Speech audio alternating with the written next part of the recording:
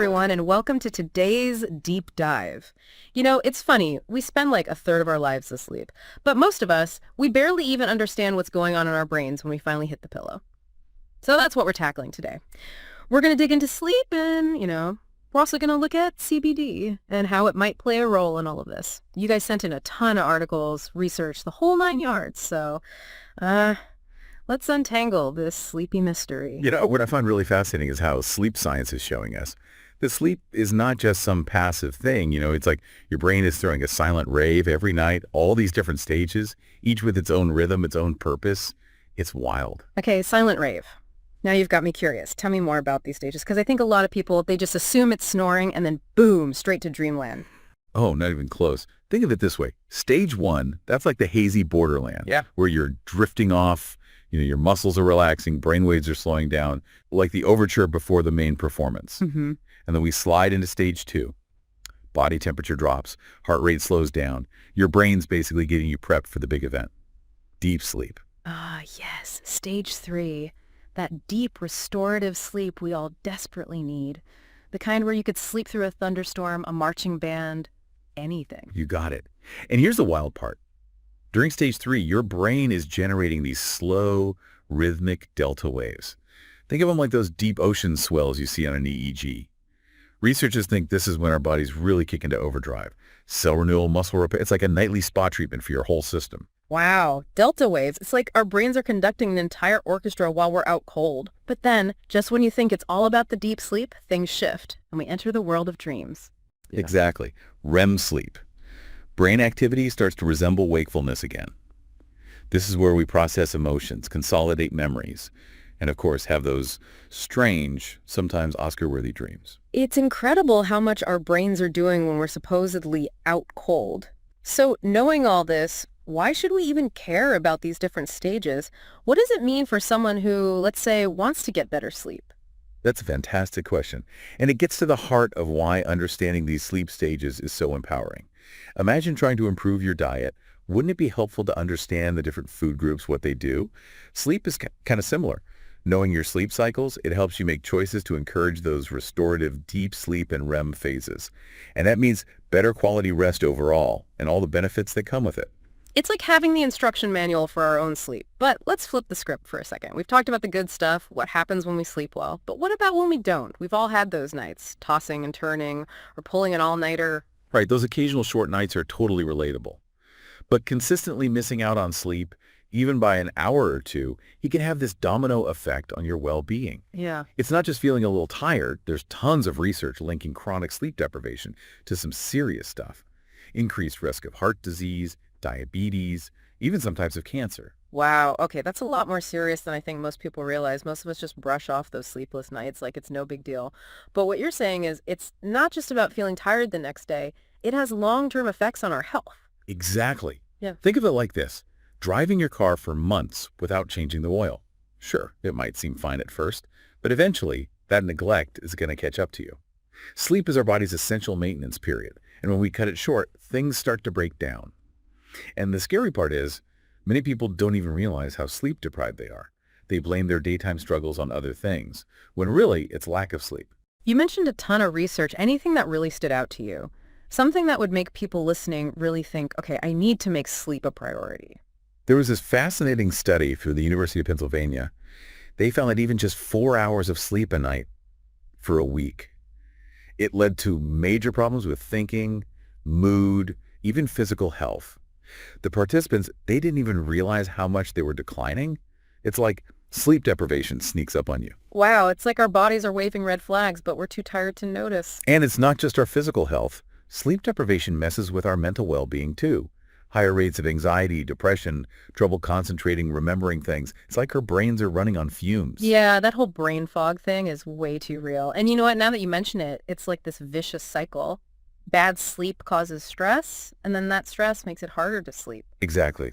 It's a tough cycle to break.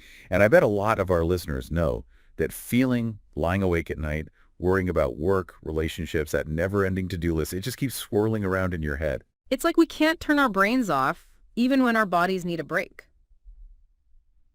But okay, before we go too far down that road, Let's talk about solutions, because I know there's got to be some light at the end of this sleep-deprived tunnel. Absolutely. The human body is amazing. It can heal and bounce back in ways you wouldn't believe. And improving your sleep, that can be a huge part of that. So it's not like a one-way street, like once you've lost sleep, it's gone forever. We can actually undo some of that damage by getting back on track. For the most part, yeah. Once you start prioritizing sleep, giving your body the rest it needs, those repair processes, they kick right back in. You'll probably notice a difference in your mood, your energy, even how clearly you're thinking.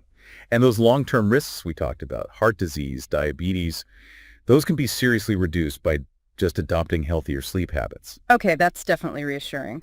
But how do we actually do that? Where do we even start? That's where those listener sources come in. Remember we talked about natural sleep aids earlier? Well, there's one in particular that's been getting a lot of attention lately, CBD. Ah, CBD. Right, we can't forget about CBD. I've heard so much about it, but I have to admit, I'm still a little fuzzy on what it actually is, how it works, all that. It seems like everyone's talking about it, athletes, yogis, you name it. So can you break it down for us? What exactly is CBD? Absolutely. CBD, short for cannabidiol, is a natural compound found in the cannabis plant. Now, here's the key thing, and I really want to emphasize this. CBD is non-psychoactive. That means it won't get you high. Okay, good to clarify, because I think there's still a lot of confusion about that. So if it doesn't get you high, what does it do? How could it help with sleep? To understand that, we need to talk about this really cool system in your body you might not have heard of, the endocannabinoid system, or ECS for short. This system is like your body's control center. It regulates a ton of stuff. Sleep, mood, appetite, even how you perceive pain. Wow, the endocannabinoid system. Sounds kind of like a secret society living inside us. Kind of, yeah. And that's where CBD comes in.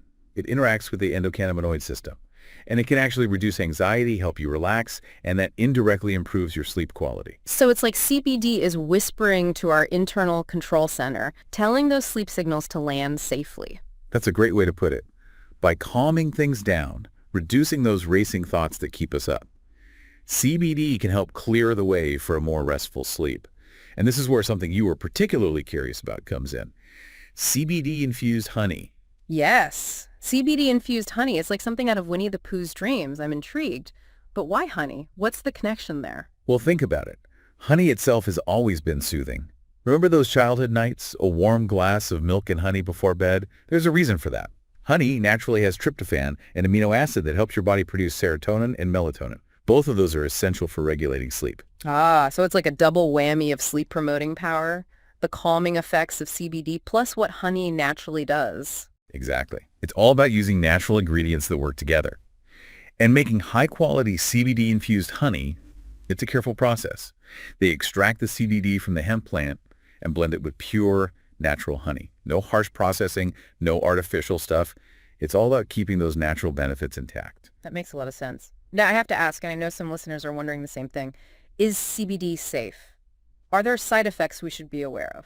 Yeah, I think that's only natural, right? Yeah. With anything new especially, people want to know, is it safe? Are there side effects? Thing. Okay, so nothing too scary, but definitely something to be aware of. I guess it comes down to like listening to your own body and figuring out what works for you. For sure. And it's always smart to be cautious, especially with something like CBD. It's interacting with our bodies in these complex ways, you know. But generally speaking, CBD is well tolerated. Most people don't have issues. But like any supplement, there can be side effects, usually pretty mild though. Some people might feel a little drowsy or get dry mouth, maybe some changes in appetite, that kind of thing. Exactly. And this is where talking to your doctor is so important, especially if you've got any health conditions already or you're on other medications. Pregnant, breastfeeding, all that your doctor can help weigh the pros and cons. Figure out if CBD is right for you personally. Solid advice. And while we're on the topic of clearing things up, let's address the elephant in the room, CBD, and its, well, association with marijuana. I think there's still some stigma there, misconceptions that need to be debunked. Absolutely. Yeah. Super important to make that distinction. So CBD and THC, they both come from the cannabis plant, but they do very different things. THC is what gets you high. It's the psychoactive part of marijuana. CBD, though, no intoxicating effects whatsoever. In fact, a lot of CBD products these days, they're made from hemp. That's a variety of cannabis that's naturally very low in THC. So just to be crystal clear, it's not going to have you raiding the fridge at midnight, right? Not at all. And to put your mind even more at ease, always look for CBD that's been third-party tested. That means an independent lab has checked it out, made sure it's pure and potent, it's got the amount of CBD it claims, and there's no weird contaminants or anything. Okay, that's good to know. Transparency is key, especially with something like this. Sounds like we got to be savvy shoppers, do our research. Exactly. Don't be afraid to ask questions, read those labels carefully, and go with brands you trust. Couldn't agree more. Now, before we wrap things up, I want to circle back to something you said earlier about CBD not being a magic bullet. I think that's so crucial to remember. It's not going to magically fix all our sleep problems overnight, right? Got it. CBD can be a really helpful tool, but it's part of a bigger picture. Getting good sleep is like a puzzle. There are many pieces. CBD might be one, but you've also got to think about your bedtime routine, managing stress, getting enough exercise, even the environment you're sleeping in. All of that matters. It's those healthy sleep habits we always hear about, but sometimes forget. Like dimming the lights before bed, ditching our phones for a while, actually letting ourselves unwind. Exactly. You got to create that peaceful space for sleep, both mentally and physically. I love that a sleep sanctuary. Sounds so inviting. Well, on that note, I think we've covered a ton today. The science of sleep cycles, CBD, the benefits, the what-ifs, everything. We've learned that sleep is active, it's essential, and it affects our whole well-being. And most importantly, understanding it gives us the power to make better choices. It's been a truly eye-opening deep dive. And remember, knowledge is only as good as what we do with it. So true. So as you wind down tonight, think about one small step you can take towards better sleep. Maybe it's that calming bedtime ritual, or trying CBD-infused honey, or just putting your phone away earlier. Whatever it is, we hope this deep dive has given you the knowledge and inspiration to make sleep a priority. Sleep well, everyone.